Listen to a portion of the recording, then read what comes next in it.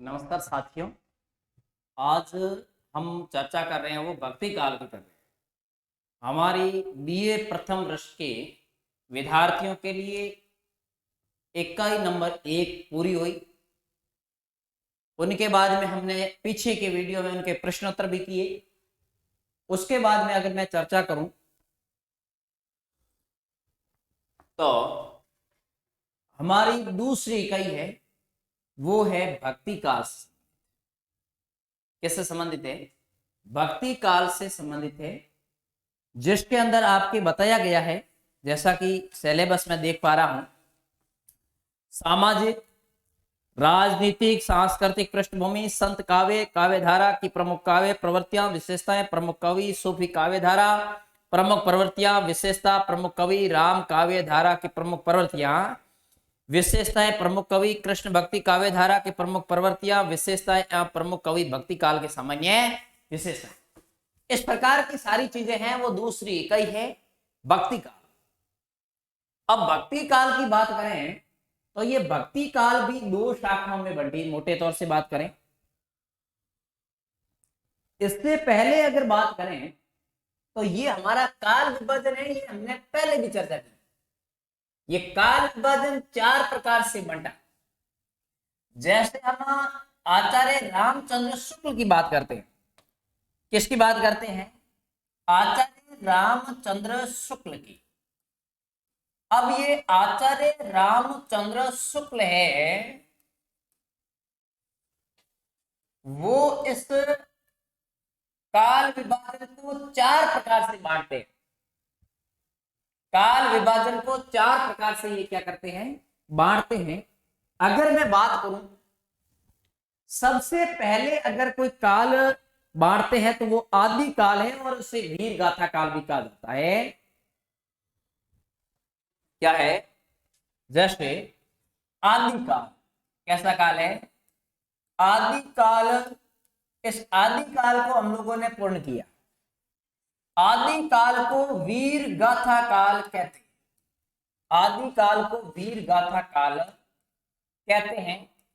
इनकी अगर मैंने कहा संवत की बात करूं तो यह संवत है वो 1050 से 1375 विक्रमी संवत।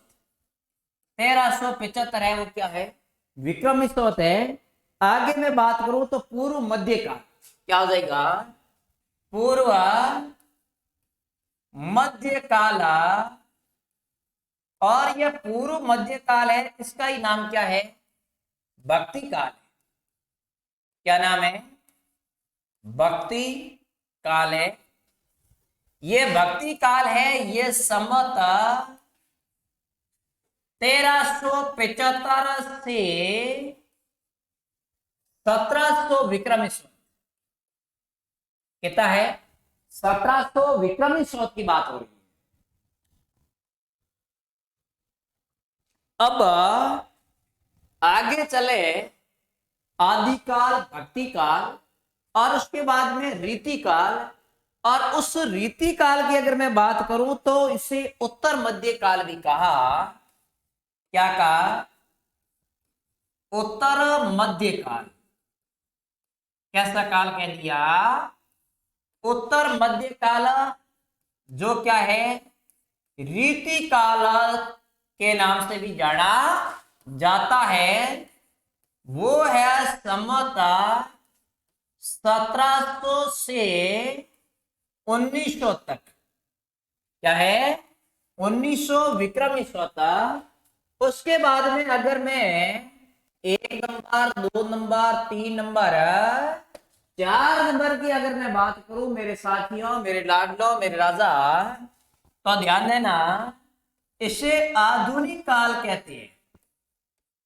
क्या कहते हैं? आधुनिक काल, या हम लोग इसे आचार्य रामचंद्र शुक्ल के अनुसार क्या कहते हैं? गद्य काल कहते हैं। जो संवत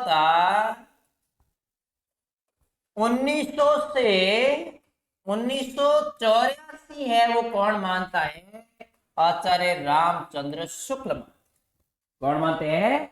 आचार्य रामचंद्र शुक्ल मानते हैं। अब बात कर रहा हूं मैं कि इस भक्ति काल को मोटे तौर से आप हम लोगों को समझने के लिए एक चार्ट की आवश्यकता रहती है। उन चार्ट के माध्यम से हम लोग उसे आसानी से क्या कर सकते हैं, समझ सकते हैं। अब चार्ट क्या है, यानी ये भक्ति काल अभी हमने चर्चा की 4 शाखाओं में बंटा। आदिकाल कौन हुआ, उसके बाद में भक्ति काल। अब भक्ति काल का अगर मैं यहां देखना चर्चा कर रहा हूं, भक्ति काल,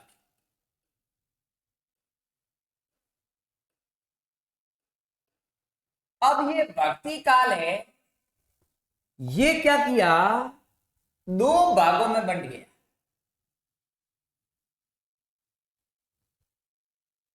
कितने भागों में बंटा, 2 भागों में बंट गया।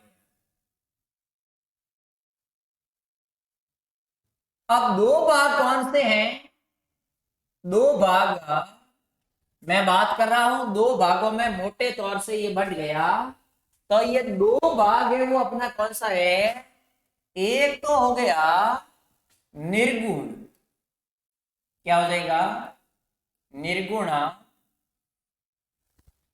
इधर हो जाएगा सगुण, क्या हो जाएगा, सगुण हो जाएगा। एक निर्गुण धारा और एक है वो सगुण धारा। अब क्या करेगा, क्षमा करें, यह निर्गुण है, क्या है, ये निर्गुण, ये निर्गुण भी 2 शाखाओं में बंटेगा। निर्गुण भी 2 शाखाओं में क्या हो जाएगा, प्रिय विद्यार्थियों, प्रिय साथियों, बंट जाएगा। अब बंट करके ये क्या करेगा कि एक तो हो जाएगा ज्ञान मार्गी, क्या हो जाएगा, ज्ञान मार्गी। अब इस ज्ञान मार्गी को हम लोग और अन्य नाम से जाने हैं, तो ज्ञानाश्रयी शाखा भी कह सकते हैं। क्या कह सकते हैं, ज्ञानाश्रयी शाखा, ज्ञान मार्गी या ज्ञानाश्रयी शाखा।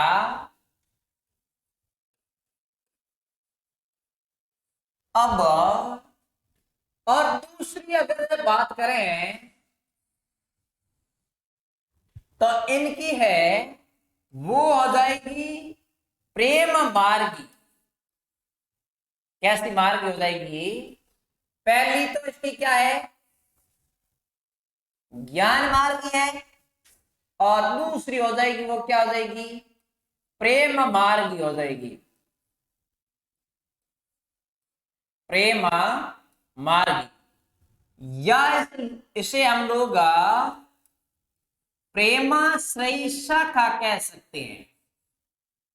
क्या नाम दे सकते हैं, प्रेमाश्रयी शाखा। अब अपन अगर इधर बात करें, इसको मैं कलर को चेंज करता हूं, दोनों यहाँ पे मिश्रण हो जाएगा, साथ में हो जाएगा ना, इसलिए इनको थोड़ा सा अलग कर देते हैं। अब ये क्या करेगा, ये भी 2 भागों में बंट जाएगा।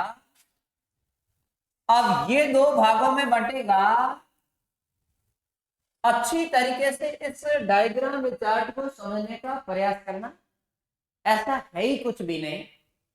अगर इस डायग्राम को आप लोगों ने अच्छी तरीके से समझ लिया है तो आगे किसी भी प्रकार की कोई समस्या आना, किसी भी प्रकार से कोई समस्या नहीं आएगी। अब यहां बात करूं तो या एक तो हो जाएगा राम भक्त कवि, क्या हो जाएंगे, राम भक्त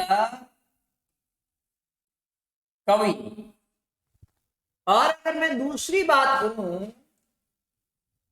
तो वो हो जाएंगे कृष्ण भक्त कवि।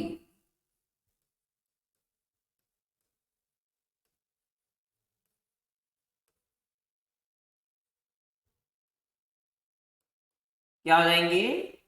कृष्ण भक्त कवि। एक तो हो जाएगा राम भक्त कवि और एक हो जाएगा वो कैसे हो जाएंगे?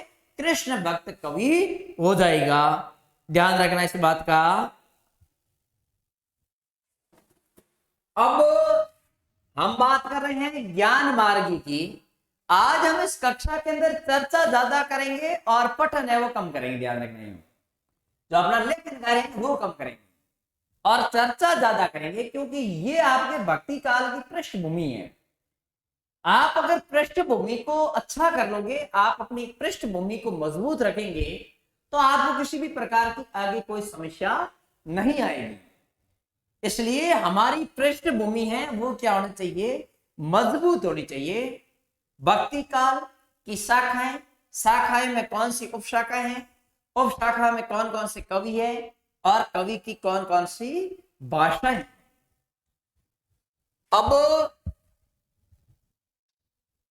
अब मैं बात करूं ज्ञान मार्गी का। अब इस ज्ञान मार्गी में अगर कोई प्रतिनिधित्व कवि है, ज्ञान मार्गी का प्रतिनिधित्व अगर कोई कवि है तो वो कबीर है। कौन है? कबीर। तो इसका प्रतिनिधित्व कवि है वो है कबीर। कौन हो जाएगा?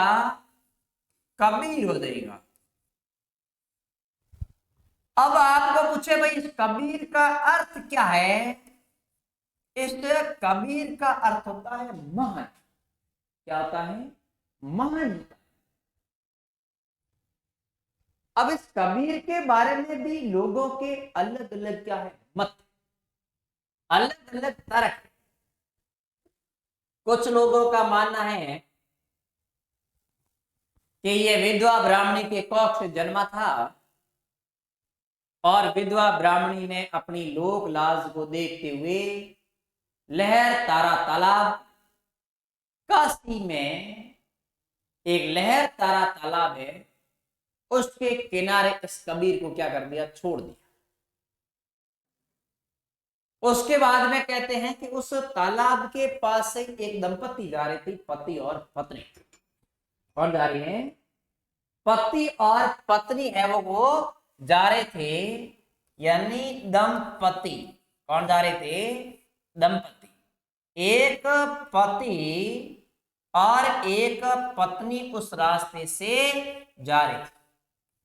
पति और पत्नी है वो उस रास्ते से क्या कर रहे थे? जा रहे थे। अब उस नदी के किनारे इन दंपति ने उस फेंके हुए बालक को देख लिया। उस दंपति का नाम क्या था? नीरू और नीमा। नीरू, नीमा। इसकी जो जाति है वो जुल्ला जाति है। कबीर ने भी अपने काव्य के अंदर अपनी भाषा का जिक्र किया। वो किया था कि मेरी जो भाषा है वो कैसी है? जुल्ला। क्षमा करें, मेरी जो जाति है वो क्या है? जुल्ला है। कैसी जाति है? जुल्हा जाति है। अब इस नीरू और नीमा ने इस बालक को उठा करके अपने घर ले गए, क्योंकि ये दोनों निसंतान है, इनके संतान नहीं थी। अब क्या होता है? फिर कहते हैं कि इसकी पत्नी का नाम लोई है, कमाल, कमाली इनके पुत्र पुत्री का नाम है। इसके बाद में बात आती है इसके गुरु। इन्हें के गुरु है वो मुसलमान कवि है, मुसलमान लोग है। मुसलमान तो मानते हैं, हमारे मुसलमान भाई है वो मानते हैं कि कबीर के गुरु का नाम है वो शेख तकी है। क्या नाम है? शेख तकी। ये कौन मानते हैं? मुसलमान। क्या मानते हैं? शेख तकी। शेख तकी कौन?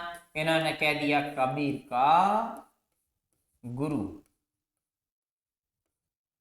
लेकिन हिंदू लोग हैं जो इस बात में क्या नहीं है, सहमत नहीं है। इसलिए वो कहते हैं कि इनके गुरु का नाम है वो कौन क्या है, रामानंद है। और महागुरु है, महागुरु है वो है राघवानंद। कौन सा नंद है? राघव। ऐसा किसका मानना है? हिंदुओं का मानना है। अब इसका जन्म है वो काशी में होता है और इनका निधन है वो भी काशी में होता है। जगह अलग है। जन्म है वो मगहर में है, इसमें जन्म है वो काशी के लहर तारा तालाब में होता है। और इनका जो निधन है वो इसका निधन है वो मगहर नामक स्थान है काशी में, वहां होता है।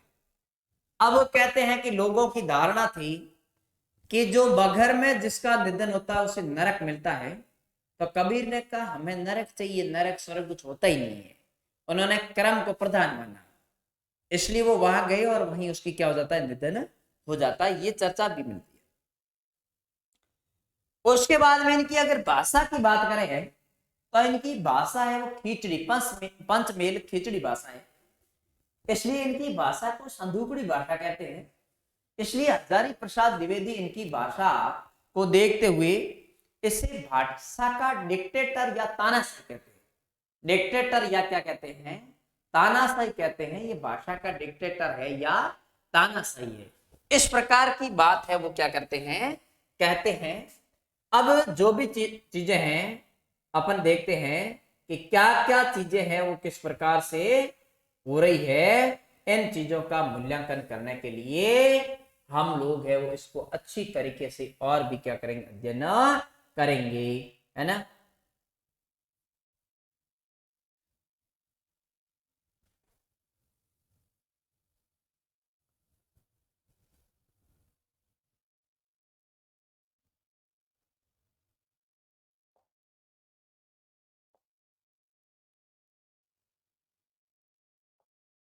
ठीक है।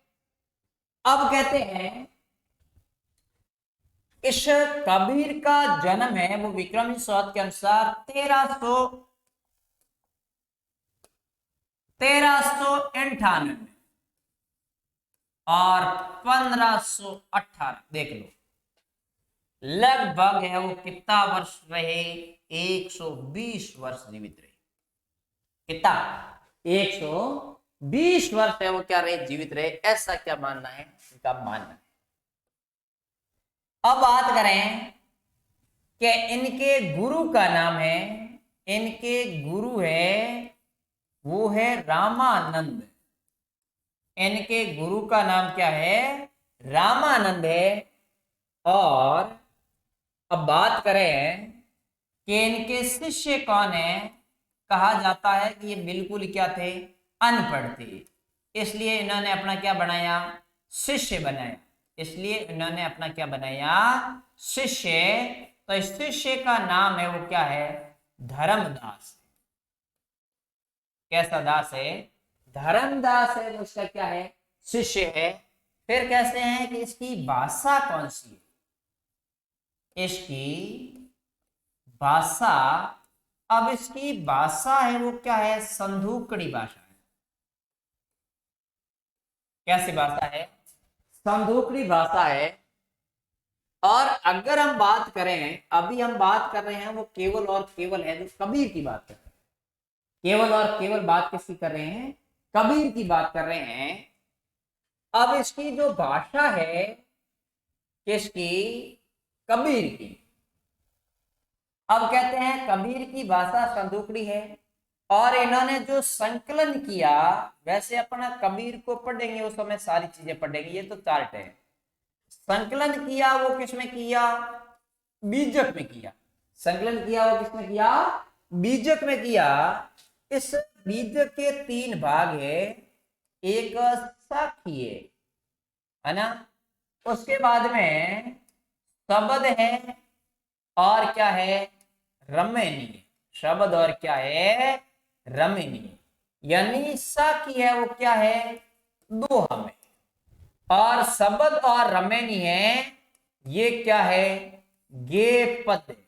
कैसे पद है, गे पद मुक्तक शैली है, गे पद मुक्तक शैली है, गे पद में शैली कैसी है, मुक्तक है वो क्या है भाई, शैली है, समझ रहे हो ना, गे पद के अंदर मुक्तक शैली है, और ये दो है, और दोहा क्या होता है, दोहा एक छंद होता है ना, दोहा एक क्या होता है, छंद होता है ना, दोहा एक छंद होता है। तो दोहा छंद क्या है ये भी समझेंगे कि पहले और तीसरे के अंदर 13-13 और दूसरे और चौथे के अंदर 11-11 मात्राएं हो, तो वो कैसा छंद कहलाता है, दोहा छंद कहलाता है। समझ रहे हो ना, कैसा छंद हो जाएगा, दोहा छंद हो जाएगा। ठीक है, ये बात भी हम लोग करेंगे। उसके बाद में कहते हैं इनके महागुरु कौन थे, कबीर के महागुरु है वो कौन है, तो कबीर के महागुरु है वो क्या है, राघवानंद। कौन सा नंद है, राघवानंद। ये इस प्रकार की बातें हैं वो किसमें मिलती है, कबीर में। अब कबीर है वो छुआछूत, आडंबर, बाह्य आडंबर आदि का क्या करते, विरोध करते, आदि का क्या करते, विरोध करते। बाह्य आडंबर है ना, छुआछूत है, छुआछूत है, आदि का विरोध करते, आदि का विरोध करने वाले थे।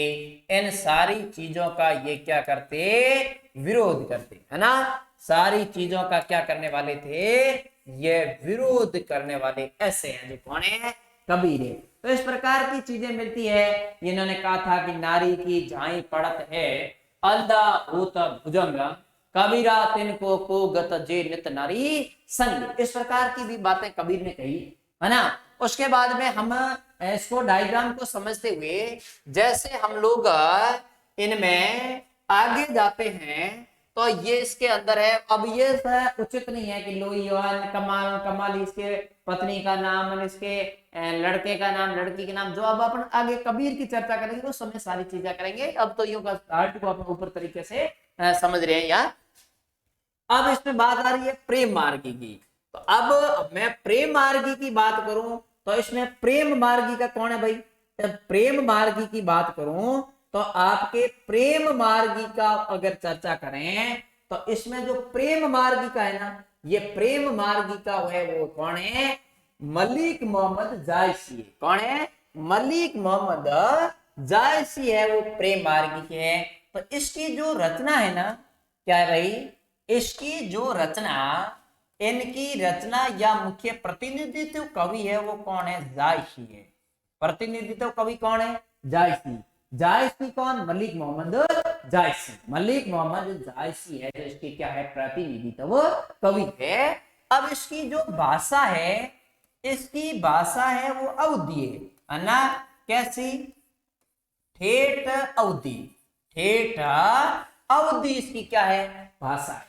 अब ये संत कैसा है, ये संत है वो कैसा है, सूफी संत है।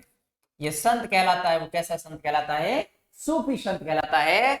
और इसकी अगर रचनाओं की बात करें ना तो रचना इसकी पद्मावत है, और ये अवधी भाषा की प्राचीनतम, इसमें सबसे पुरानी रचनाओं में नाम आता है पद्मावत का और रामचरितमानस का। पद्मावत है वो जायसी की है, और रामचरितमानस 1574 के अंदर लिखी गई गोस्वामी तुलसीदास की है। ठीक है, अब इसमें एक ही रचना है क्या, नहीं, इसमें एक और रचना है जिसका नाम है आखिरी कलाम।